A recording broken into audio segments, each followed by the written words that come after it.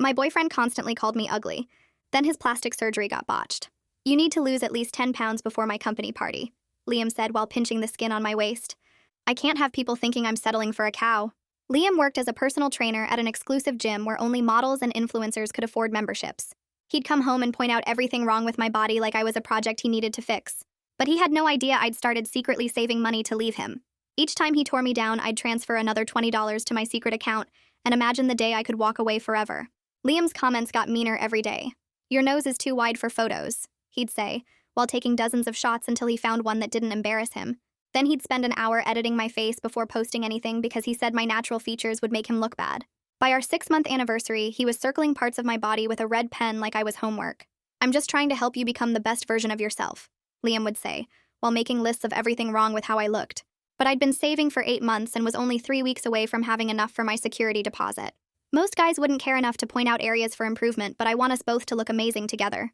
He'd make me stand next to him in mirrors comparing our reflections while I counted down the days until freedom. Liam's friends were all fitness models and Instagram influencers who treated appearance like a competition. His best friend Ryan owned a supplement company and would rank women right in front of them. Your girlfriend's maybe a 6 on a good day, Ryan told Liam while I sat there dying inside. You could definitely upgrade if you wanted to. I had my apartment picked out and the lease ready to sign the following week. She's going to ruin our group photos in Miami, one of his friends announced while we were at brunch. All the other girls are going to be Instagram ready and she's going to stick out like a sore thumb. Liam nodded seriously like they were discussing replacing broken furniture. But then Liam decided he needed to level up his appearance before the Miami trip and booked multiple procedures at once. I'm getting my jaw sharpened and my nose refined plus cheek implants, he announced while scrolling through before and after photos. He was so excited about his transformation that he'd already planned the photo shoot to debut his new face.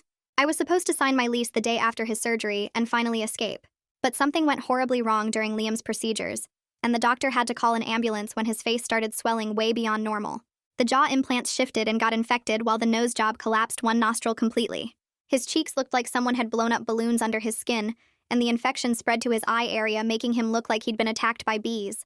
Watching him cry over his ruined reflection made me feel terrible for planning to abandon him.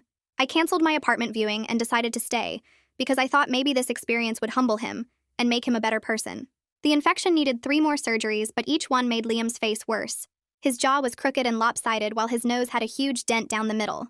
One cheek was way bigger than the other, and his left eye drooped from nerve damage.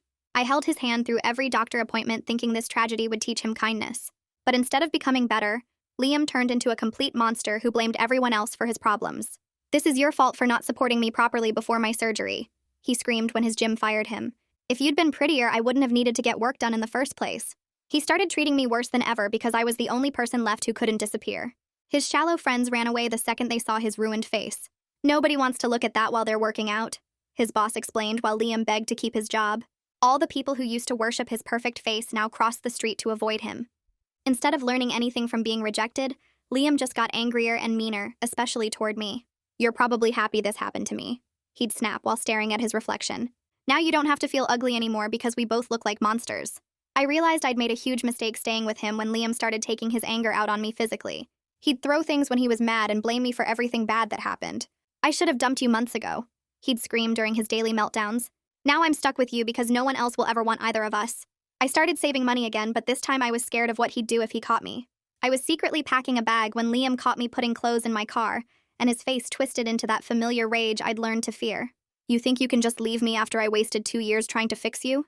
He snarled while blocking my path to the door. I know where you work and I'll show up every day.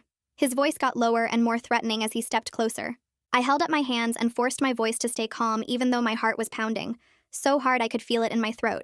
I promised him we'd sit down tomorrow and talk everything through properly when we were both less upset.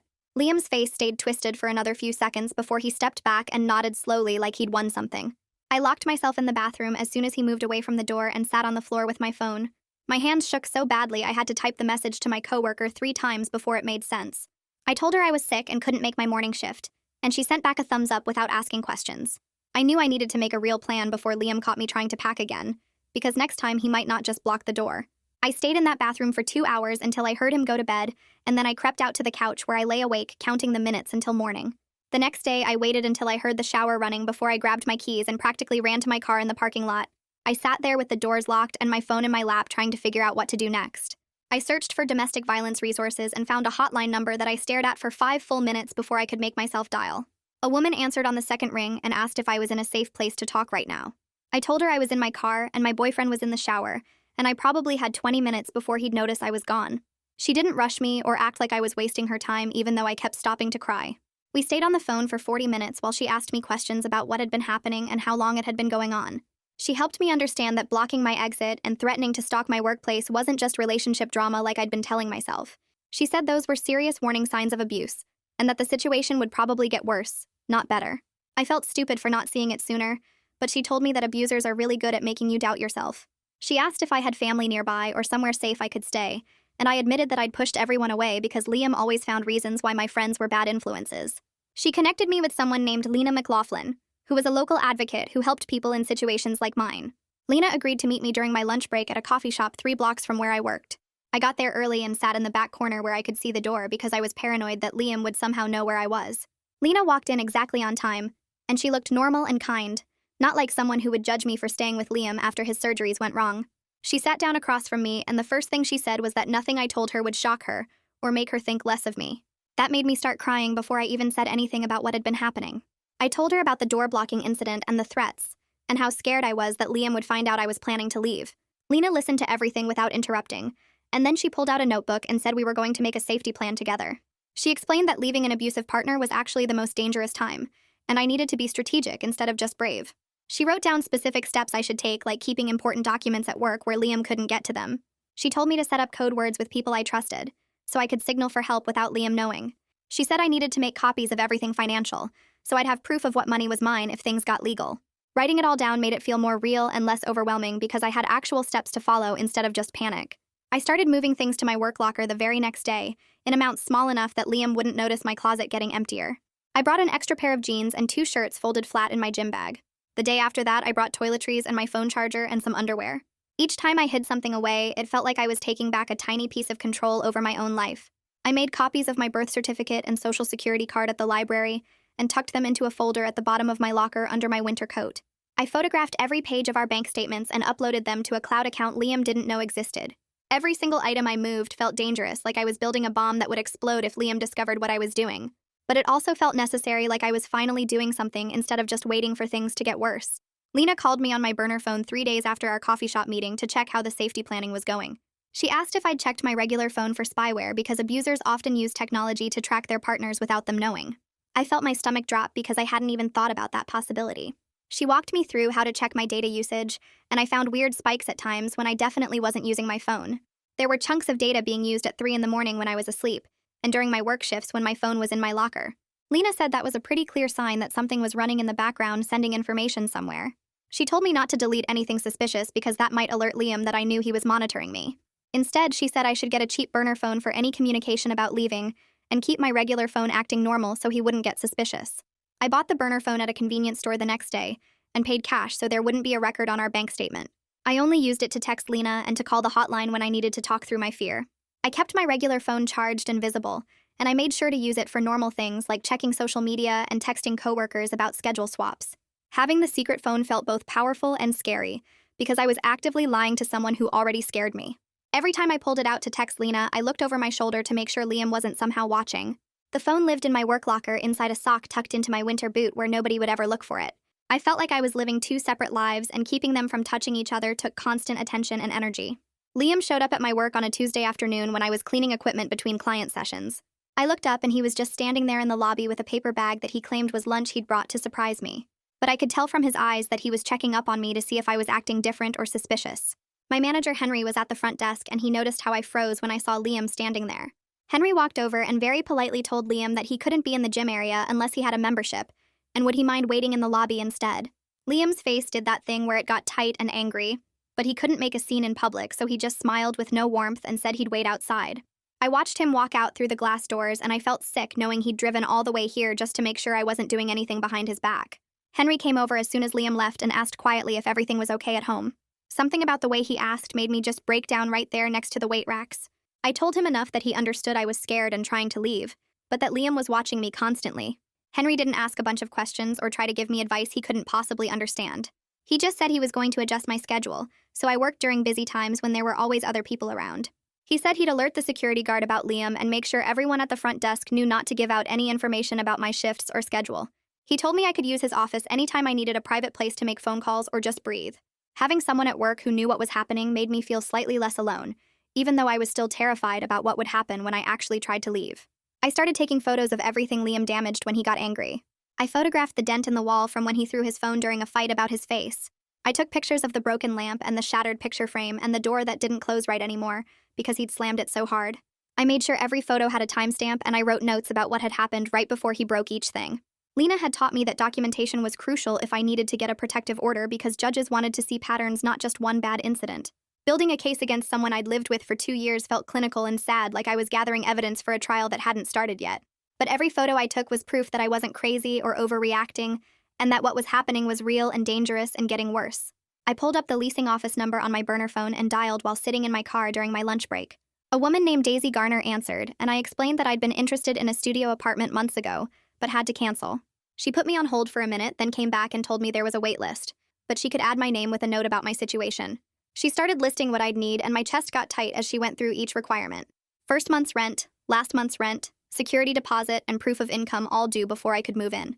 I did the math in my head while she talked and realized I was still about $800 short of what I needed. The number felt huge and impossible even though I'd been saving for months. I thanked Daisy and told her I'd call back when I had everything ready. Then I sat in my car staring at my bank app trying to figure out how to come up with the rest faster. That night after Liam fell asleep, I logged into our joint account on my phone and transferred $40 to my secret account. My fingers shook over the confirm button because even though it was money from my own paychecks, it felt like stealing. I'd been putting my whole paycheck into the joint account for 2 years because Liam said couples should share everything. Now I was taking it back in tiny pieces and hoping he wouldn't notice the pattern. I transferred another $20 2 days later, then $30 the day after that. Each time I changed the amount and waited different numbers of days between transfers so it wouldn't look obvious in the transaction history. The guilt sat heavy in my stomach even though Lena had told me this was my money, and I had every right to access it. Liam had twisted my thinking so badly that protecting myself felt like betraying him. I started keeping a spreadsheet on my secret phone tracking every transfer and how much more I needed to reach my goal. Liam's moods became completely unpredictable, and I stopped trying to figure out what would set him off. One night, he'd be sobbing on the bathroom floor, apologizing for everything he'd said and done, swearing he'd get help and be better. He'd tell me he loved me and couldn't live without me, and that his face getting messed up had made him realize what really mattered. Then the next morning, he'd wake up screaming that I was the reason his life fell apart, and if I'd been supportive enough, he never would have needed surgery in the first place. I used to try calming him down or reasoning with him or believing the apologies were real. Now I just watched the cycle repeat itself like I was studying a weather pattern. When he cried, I stayed quiet and let him talk himself out. When he raged, I kept my face blank and waited for it to pass. Staying emotionally detached helped me think clearly about my escape plan, instead of getting sucked back into hoping he'd change. The pattern was always the same, and it was never going to be different no matter what he promised. I noticed Liam started posting weird stuff on social media about loyalty and fake friends. One post said something about how you find out who really cares when you're going through hard times, and most people just disappear. Another one was about how some people only stick around when things are good, but bail the second life gets difficult. He never mentioned me by name, but it was obvious he was trying to make me feel guilty for wanting to leave. I took screenshots of every single post with the date and time visible. Lena had explained that this kind of manipulation was part of the abuse pattern, and judges needed to see the whole picture, not just the physical stuff. I created a folder on my secret cloud storage labeled with random letters and numbers and uploaded every screenshot there. Watching him try to guilt trip me publicly just made me more determined to get out. I spent an evening changing every password I could think of except for the bank accounts because that might tip him off. I updated my email password, my social media passwords, my work portal login, everything. Then I set up 2-factor authentication on my new email address and the cloud storage where I kept all my evidence. Each small security measure made me feel slightly less vulnerable, like I was building a wall between us, one brick at a time. Liam had my old passwords for everything because he used to check my phone whenever he wanted to make sure I wasn't talking to other guys. Now he wouldn't be able to access anything new I created. The next morning, I called the non-emergency police line from the parking lot at work. An officer named Vicente Reardon answered, and I explained my situation as calmly as I could. I told him about the property damage and the threats, and asked what options existed before things got worse. Vicente didn't make me feel stupid for calling before something major happened. He explained that I could file reports for each incident of property damage and harassment, even if they seemed small individually. He said multiple reports create a paper trail that shows a pattern of behavior, and that pattern is what judges look at when deciding on protective orders. I told him about the dented wall and broken lamp, and he said I should document everything with photos and file a report. He gave me his direct number and told me to call him specifically if anything else happened. Having a police officer who knew my situation and took it seriously made me feel less alone in this.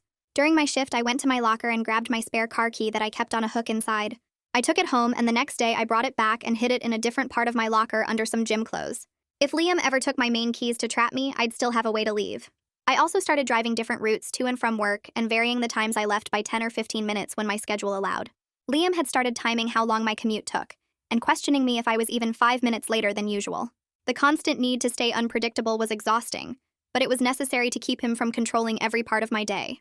I was scrolling through my phone one evening when Liam grabbed it out of my hand. He started going through my photos and found some old pictures from before we dated. They were just normal photos of me with friends, but he stared at them with this look on his face that made my skin crawl. He said he was going to post edited versions that made me look bad and ruin my reputation if I tried to leave him. He said everyone would see what I really looked like and know that he'd been trying to help me improve myself. My hands went cold, but I kept my voice steady and told him those were private photos. As soon as he went to the bathroom, I grabbed my laptop and backed up every single photo and video from my phone to my secret cloud account. Then I opened a document and started writing out a timeline of our entire relationship with specific dates and details about when his behavior changed. I wrote about the red pen incident and the comments about my appearance and the surgery and everything that happened after. Creating a written record with dates made the abuse feel more real and less like something I might be exaggerating in my head. Lena called me the next day and said she'd found a legal clinic that helped domestic violence survivors with protective orders and other legal stuff. She explained that they worked on a sliding scale based on income and had experience with cases like mine. The intake appointment was scheduled for 5 days from now, which felt both way too far away and way too soon. I was scared of what starting legal action would mean and whether it would make Liam more dangerous. But I was also scared of what would happen if I didn't do anything and just kept living like this. Lena reminded me that I was already in danger, and taking legal steps was about protecting myself, not making things worse. One night, Liam passed out drunk on the couch around 9. I grabbed a blanket from the closet and my phone charger and went out to my car in the parking lot. I reclined the driver's seat as far as it would go and tried to get comfortable. The seat was hard and the angle was weird, and every sound outside made me jump. I kept my doors locked and my phone in my hand, ready to call for help if Liam woke up and came looking for me. I didn't actually sleep much, but I stayed there until 5 in the morning just to see if it was possible. When I finally went back inside, Liam was still passed out exactly where I'd left him. Knowing I had a backup plan if things got really bad helped me breathe a little easier, even though sleeping in my car was uncomfortable and scary. At least it was an option if I needed to disappear quickly and had nowhere else to go. The next morning at work, Henry pulled me aside before my shift started and said he was moving me to daylight hours, only starting immediately.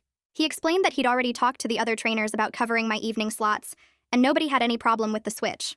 Then he walked me down to the security desk and introduced me to both guards on rotation, showing them a photo of Liam from the gym's old employee files. He told them to call him directly if Liam showed up at any time, and to not let him pass the front desk under any circumstances. Having my manager take my safety this seriously without making me beg or explain everything made me feel like maybe I wasn't crazy for being scared. Henry also gave me his personal cell number and told me to text him when I got home each night, so he'd know I made it safely. Walking back to the training floor, I felt less alone than I had in months, because someone with actual authority was treating this like the emergency it was.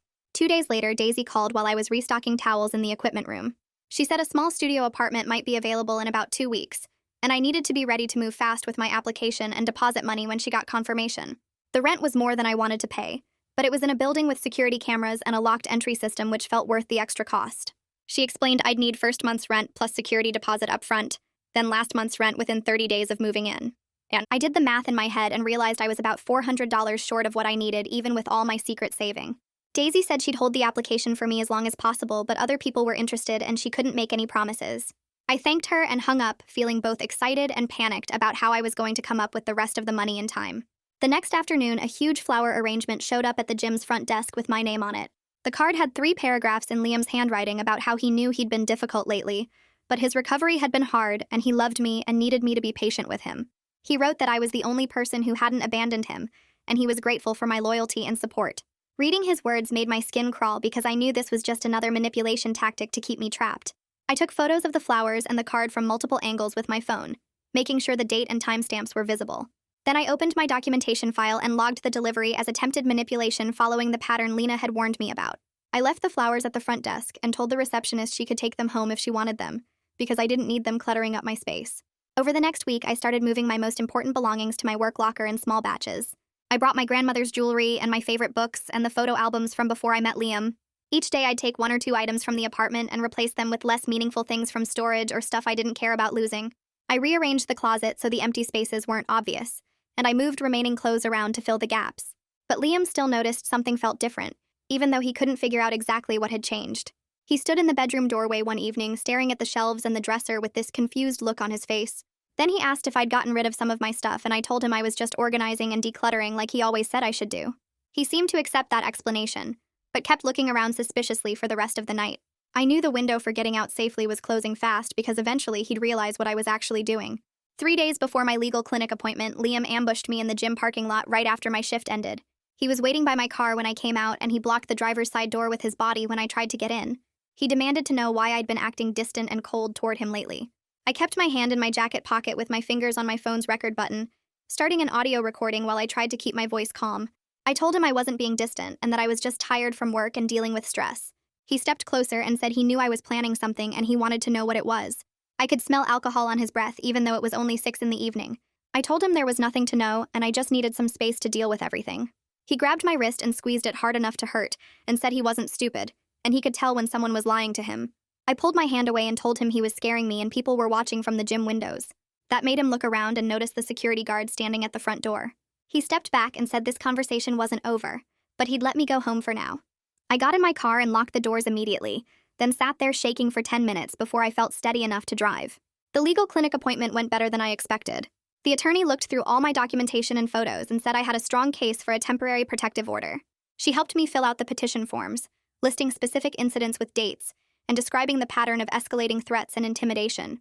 She explained that the judge could grant a temporary order pretty quickly based on my sworn statement and evidence. Then there'd be a full hearing later where both sides could present their cases. The temporary order would require Liam to stay away from me and have no contact while we waited for the hearing date.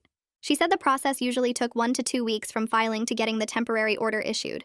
I signed all the paperwork, and she said she'd file it with the court first thing the next morning. Walking out of the clinic, I felt like I'd just taken the first real step toward freedom instead of just planning and preparing. That same afternoon, Daisy called with good news about the studio apartment. She said it was definitely available and she could work with me on the deposit amount if I had documentation from a domestic violence advocate explaining my situation. I immediately called Lena and explained what Daisy needed. Lena said she'd write a letter that afternoon confirming she'd been working with me and describing the circumstances without giving too many personal details. She emailed me the letter within 2 hours and I forwarded it straight to Daisy. Daisy called back 20 minutes later and said the letter was perfect and she could accept a smaller deposit with the rest due within 60 days. She sent me the application paperwork and said if I could get everything back to her by tomorrow, she'd hold the apartment for me. I filled out every form that night at work during my break and scanned them all from the office printer. Finally, having actual housing lined up made the escape plan feel real instead of just theoretical. But then Liam noticed more of my things were missing from the apartment. He started going through the closet and the bathroom cabinets and the kitchen drawers, getting more agitated as he realized how much was gone. He cornered me in the living room and accused me of planning to leave him, his voice getting louder and more threatening with each word. I forced myself to stay calm and told him I'd just been throwing away old stuff and organizing better like he wanted. He said I was lying and he knew exactly what I was doing. I could see his hands clenching into fists, and I knew this could turn violent fast. I told him he was being paranoid and making something out of nothing. He stared at me for a long time like he was trying to decide whether to believe me. Finally, he said he was watching me and I better not try anything stupid. Then he went into the bedroom and slammed the door hard enough to rattle the walls. I sat on the couch barely breathing, knowing I'd bought myself maybe a few more days, but that was it. 2 days later, I came out to my car after work and found a huge dent in the driver's side door with deep scratches running along the panel. The damage looked deliberate, like someone had hit it with something heavy and then keyed it on purpose. I took photos from every angle and called the non-emergency police number right there in the parking lot. Vicente responded to my call and came to look at the damage. He took his own photos and wrote up a report, noting that this was my 3rd incident involving Liam. I told him about the parking lot confrontation, and he added that to the report too. He said to get repair estimates from a body shop and include those in my evidence file. The damage was going to cost at least $800 to fix, which I definitely didn't have. But Vicente said the documentation was more important than getting it repaired right away. He told me the pattern of escalating behavior was clear, and the protective order petition should go through without any problems. The temporary protective order petition got filed the next morning, and Vicente served Liam with the notice that afternoon. The notice explained there was a hearing scheduled in 1 week, and that Liam needed to stay away from me until then. Within an hour of being served, Liam started sending me text after text about how I was destroying his life and ruining everything. He said I was a terrible person for abandoning him when he needed me most. He said the protective order was going to make it impossible for him to find work or housing. He said I'd regret doing this to him. I didn't respond to any of the messages. Instead, I forwarded every single text to both Lena and Vicente, creating a record of him harassing me immediately after being served with a no-contact order. Vicente texted back saying he'd document the violation and include it in his report to the court. Lena called to check on me and remind me that Liam's reaction proved exactly why I needed the protective order in the first place. Sitting in my car reading his angry messages, I felt scared, but also relieved because now there was official legal protection between us, and I wasn't facing this alone anymore. The next morning, I woke up to 17 missed calls from Liam and a voicemail where he screamed that I'd stolen thousands of dollars from him and he was going to report me to the police for theft. My hands shook while I listened to him ranting about how I'd been secretly taking his money for months, and he had proof. I immediately logged into my bank account and started downloading every statement from the past 2 years. Each deposit showed my paycheck from the gym, and each transfer to my secret account came directly from money I'd earned. I spent 3 hours going through everything and highlighting where my income came from versus Liam's unemployment payments that he kept in a separate account. I made copies of my pay stubs showing exact amounts that matched my deposits, and I organized everything by date in a folder. Then I texted Lena photos of all the documentation and asked if this was enough to prove the money was mine. She called me back within 10 minutes and said the bank records were perfect evidence and that Liam's theft accusation was just another control tactic. She told me to forward his threatening voicemail to Vicente, so it would be documented as harassment after being served with the protective order. I felt slightly better knowing I had proof, but my stomach still hurt thinking about Liam trying to get me arrested. That same afternoon, Daisy called with news about the studio apartment. She said a tenant was moving out early and the unit would be ready in 12 days, which was exactly 2 days after my protective order hearing. I'd need to sign the lease and move in within 10 days of the hearing date, or they'd have to offer it to the next person on the wait list. The timeline felt impossible because I needed the protective order approved first, then coordinate the actual move, then get the lease signed all within a tiny window. I started panicking about how to make everything line up perfectly, when one wrong thing could destroy the whole plan. Daisy said she could hold the apartment for me until the day after the hearing, but not any longer than that because of their policies. I called Lena right away, and she helped me map out a detailed schedule on her calendar. We marked the hearing date, then the move-out day 2 days before that, then all the preparation steps I needed to finish before moving day. Lena wrote down exactly what needed to happen each day, and in what order, so nothing would get missed. Looking at the timeline made it feel slightly more possible, but I was still scared about what could go wrong. 2 days later, I was working my afternoon shift at the gym when the front desk called back to the equipment area saying someone was asking for me. I walked to the lobby and found Liam standing there looking angry and talking too loud. He demanded I come outside and talk to him right now because we needed to discuss the court situation. I took one step backward and told him he wasn't supposed to be here because of the protective order. He got louder and said the order didn't mean anything yet and I couldn't just ignore him after everything we'd been through together. Henry appeared from his office and walked directly between us. He told Liam he needed to leave the building immediately, or security would be called. Liam started yelling about how I was his girlfriend and he had a right to talk to me. Henry pulled out his phone and told the front desk to call security and get a ride share to the back entrance. Then he put his hand on my shoulder and walked me through the staff area toward the rear exit. I could hear Liam shouting behind us, but Henry kept moving me forward.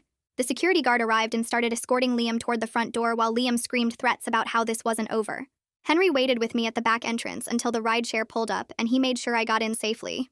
He said he was filing an incident report about the disruption and would send a copy to Vicente. During the whole ride home, I couldn't stop shaking and kept checking behind us to make sure Liam wasn't following. The next morning, I packed a second emergency bag with more clothes and important papers and took it to work. I found my coworker Sarah, who I'd known for 3 years and trusted completely. I explained that I was leaving an abusive relationship and needed her to hold this bag for me as backup. I told her to only give it to me directly, or if something happened to me, she should call the police right away. Sarah hugged me and said she'd keep it locked in her car trunk where nobody would find it. Having backup plans for my backup plans felt crazy, but I kept thinking about all the ways Liam might try to stop me. Sarah asked if I was safe, and I told her about the protective order hearing coming up. She offered to take time off work to come to court with me, but I said having her hold the emergency bag was more helpful. Walking away from her car knowing I had another safety net made me feel slightly less trapped. That afternoon, I met Lena at the legal clinic, and we practiced my testimony for the protective order hearing. She had me go through specific incidents with exact dates and details about what Liam did and said. Every time I started crying or getting emotional, she'd stop me and remind me to stick to facts. She explained that judges respond better to calm factual testimony than emotional breakdowns, even though my feelings were completely valid. We went through the door-blocking incident, the car damage, the workplace confrontations, and all the threatening messages. Lena made me practice describing each event in clear, simple terms without adding my opinions or feelings. She taught me to say things like he blocked my exit and threatened to stalk my workplace instead of he made me feel scared and trapped. We rehearsed for 2 hours until I could get through the whole timeline without crying or losing focus. Lena said I was ready, and that my documentation was strong enough to get the protective order extended. Driving home, I kept repeating the key points in my head so I wouldn't forget them under pressure. I started listing furniture and household items on online marketplace sites that same week. I took photos of the couch, the coffee table, some lamps and kitchen stuff that belonged to me. When Liam asked what I was doing, I told him I was decluttering to make the apartment look nicer like he always wanted. He seemed pleased that I was finally listening to his suggestions about improving our space. Buyers started messaging me, and I coordinated pickups for times when Liam would be out. Each person who came to get something represented one less item he could destroy when he figured out I was leaving. Every piece of furniture that left felt like cutting another rope tying me to this trapped life. I sold the bookshelf I'd bought before moving in with him, and remembered how hopeful I'd felt back then. I sold the kitchen table where he'd circled my body parts with red pen, and felt relieved to see it go. The apartment started looking emptier, but Liam just thought I was following his advice about minimalist living. By the end of the week, I'd made $400 and reduced my belongings to things I could fit in one van load. 3 days before the hearing, my phone buzzed with a text from Liam saying I was going to regret taking him to court. He wrote that he'd make sure everyone knew what kind of person I really was, and that I'd destroyed his life on purpose. The message went on about how he'd tell everyone at my work and my family about all my flaws and mistakes. He said people would see the truth about me and nobody would want to help me anymore.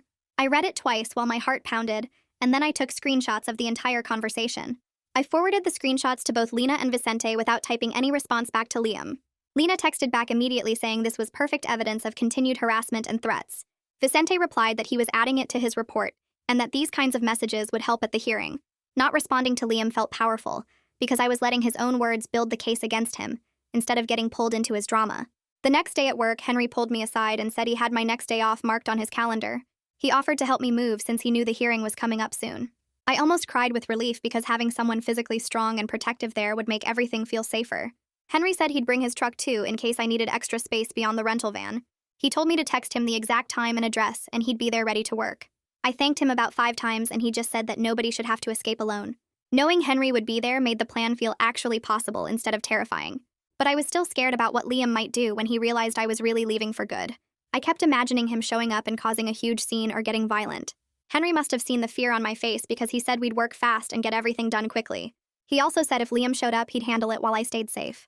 Having someone on my side who was bigger and stronger than Liam made me feel protected for the first time in months. Move-out day finally arrived, and I woke up at 6 in the morning with my stomach in knots.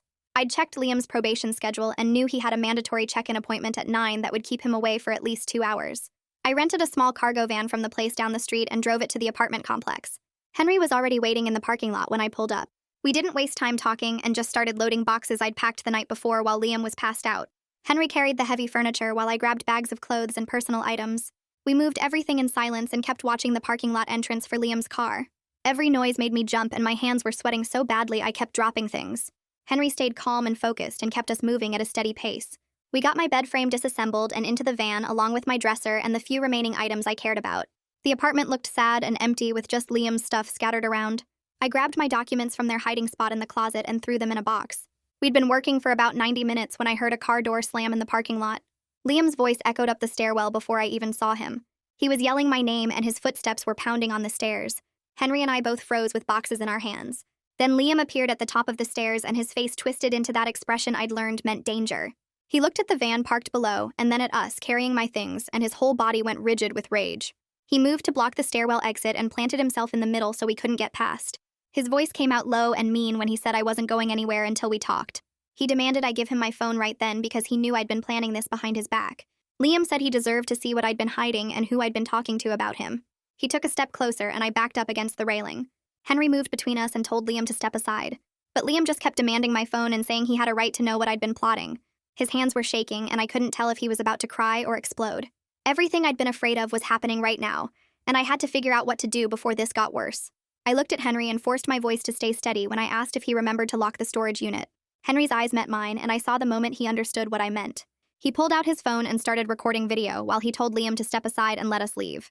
Liam's face twisted with confusion and then rage when he realized what was happening.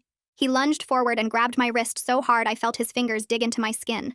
I dropped to the floor like Lena had taught me during our safety planning sessions. I started yelling as loud as I could that someone needed to call the police right now. Henry kept his phone pointed at us while he shouted for help. Doors opened up and down the hallway, and neighbors stuck their heads out to see what was going on. Liam tried to pull me up, but I kept my body low and kept yelling. An older woman 3 doors down already had her phone out and was talking to someone. A younger guy came out of his apartment and asked if everything was okay. Henry told him to stay back but keep watching while he called 911 himself. Liam finally let go of my wrist and backed away when he saw all the witnesses. His hands were shaking and his face was red. He started saying I was crazy and making a scene over nothing. But the red marks on my wrist were already showing up dark against my skin.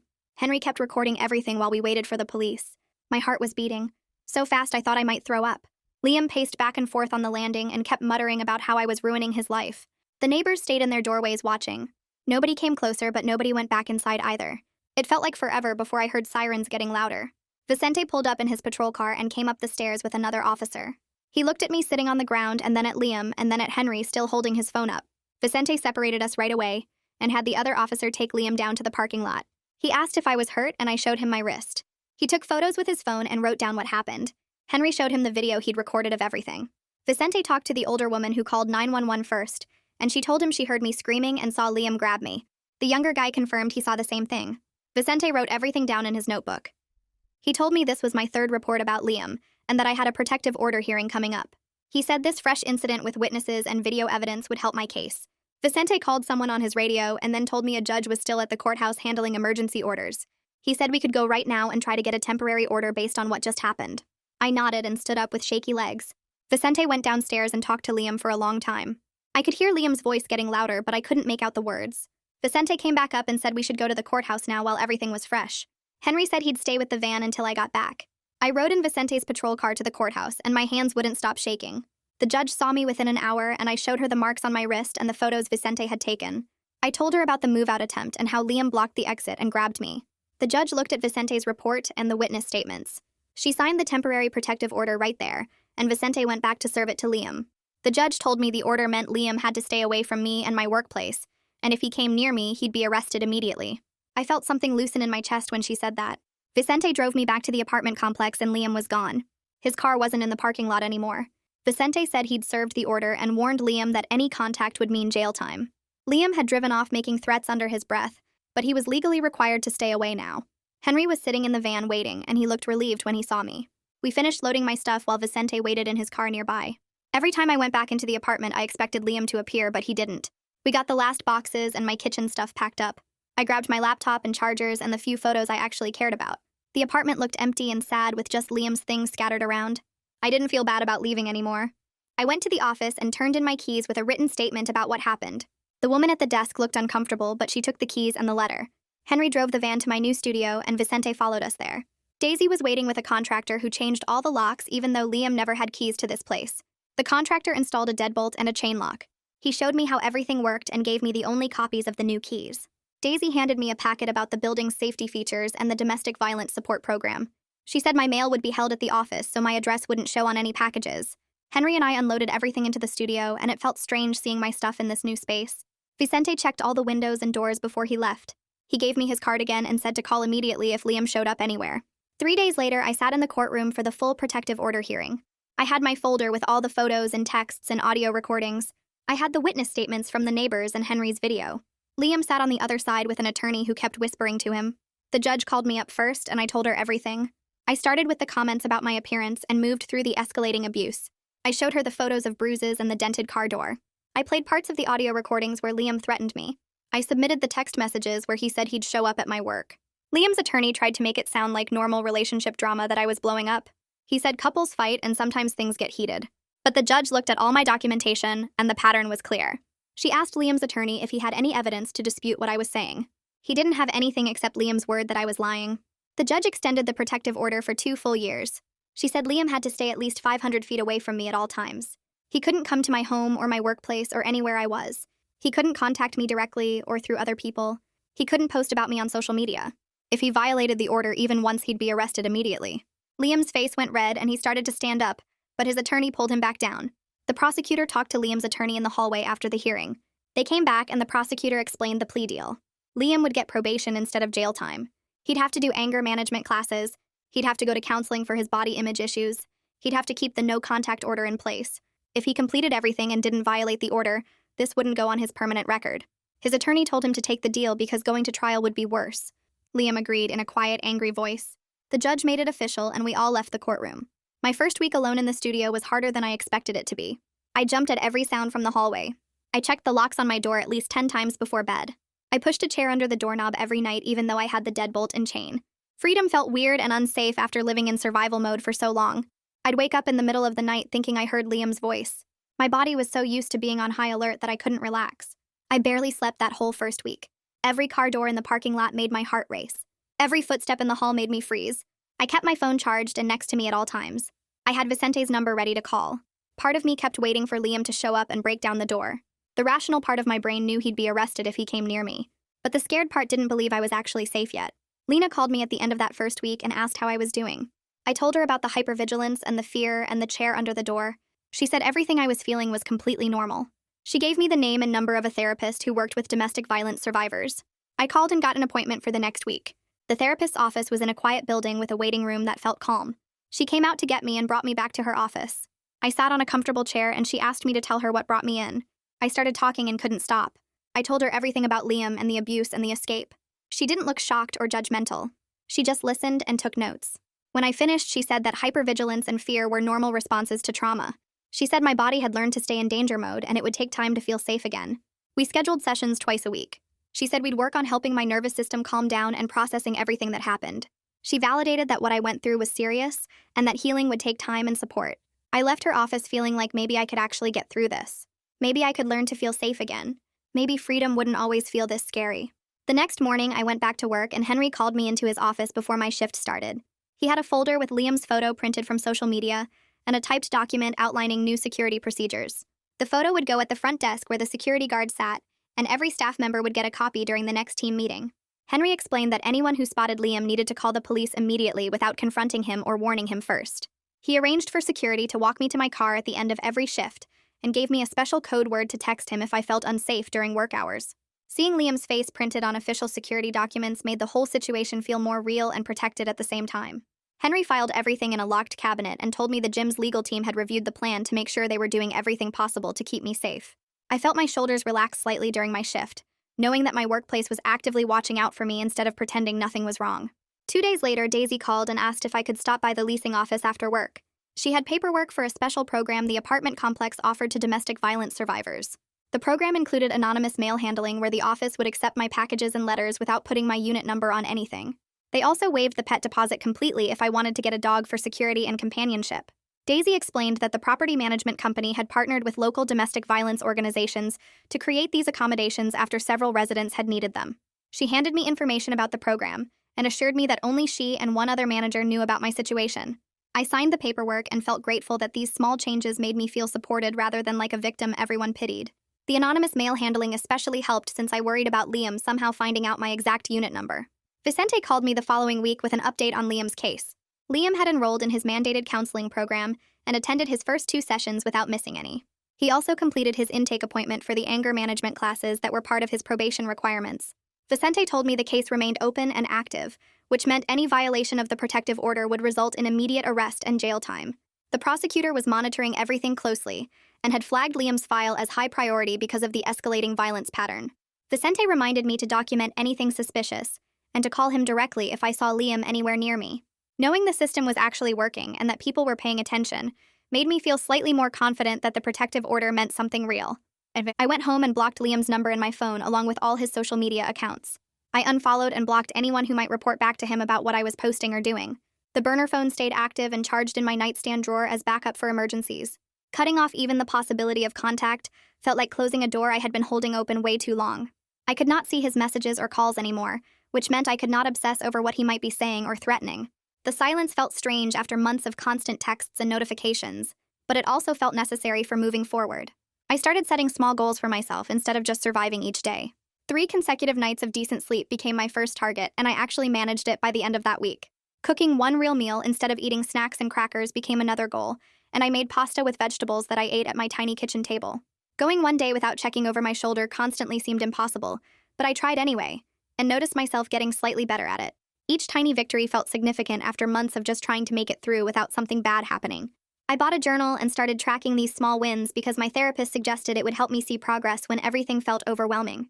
Writing down that I slept through the night or that I went to the grocery store without panicking made the improvements feel more real and concrete. Lena called me at the end of my first month in the studio apartment to check how I was doing. She celebrated my progress with the sleep and the cooking and reminded me that healing was not a straight line. Some days would be harder than others, and setbacks were completely normal parts of recovery. She told me about a support group for domestic violence survivors that met every week at the community center on Wednesday evenings. Lena thought I might benefit from hearing other women's stories and knowing I was not alone in this experience. She sent me the meeting information and encouraged me to try it at least once without any pressure to keep going if it did not feel right. I saved the details in my phone and told myself I would think about it. The idea of sitting in a room with strangers and talking about what happened felt scary, but also maybe helpful. I showed up to my first support group meeting on a Wednesday evening 3 weeks later. The community center had a small room with chairs arranged in a circle, and about 8 women already sitting there. A facilitator welcomed me and explained that everything shared in the group stayed confidential, and that I could participate as much or as little as I wanted. I listened to women at different stages of leaving and recovery talk about their experiences. Some had just left their abusers within the past month, while others had been out for years and were rebuilding their entire lives.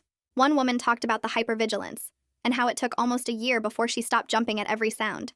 Another woman shared that she went back to the school and got a degree after her ex told her she was too stupid to ever amount to anything. Hearing their stories made me realize I was not crazy for feeling scared, even though I was physically safe now.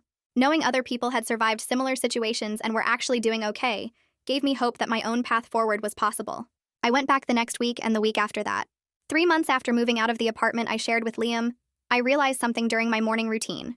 I had gone an entire week without thinking about him or checking the protective order expiration date. The mental space he used to occupy in my head was slowly shrinking as I built a life that was actually mine. I could go whole days now without wondering what he was doing or if he was planning something. My therapist pointed out that this was significant progress, and that reclaiming my mental energy was just as important as physical safety. The constant fear and vigilance were starting to ease even though I still had moments of panic. I noticed I was sleeping better and eating more regularly, and that my hands did not shake as much when unexpected things happened. Small, normal moments felt good again instead of just feeling like breaks between crises. Henry pulled me aside at work one afternoon and mentioned that the gym was hiring for a supervisor position. He encouraged me to apply and said my reliability and growth through adversity made me a strong candidate for the role. The position would mean more responsibility and better pay, plus it would look good on my resume for future opportunities. I told him I would think about it, even though the idea felt foreign and exciting at the same time. For years, Liam had told me I was worthless, and that nobody would ever want to promote someone like me. Hearing Henry say I was a strong candidate made me wonder if maybe I actually was capable of more than I had been allowing myself to believe.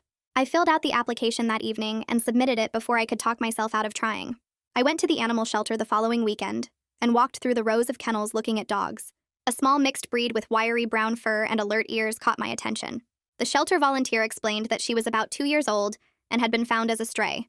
She was good with people and other animals, and she had already been spayed and vaccinated. I filled out the adoption paperwork and brought her home that same day. Having another living being in the studio apartment changed everything immediately. She alerted me to sounds in the hallway, which actually helped, because I knew when to pay attention versus when things were normal building noises. She needed walks and feeding times, which gave me routine and structure beyond just surviving each day. I named her Scout because she was always investigating everything and keeping watch.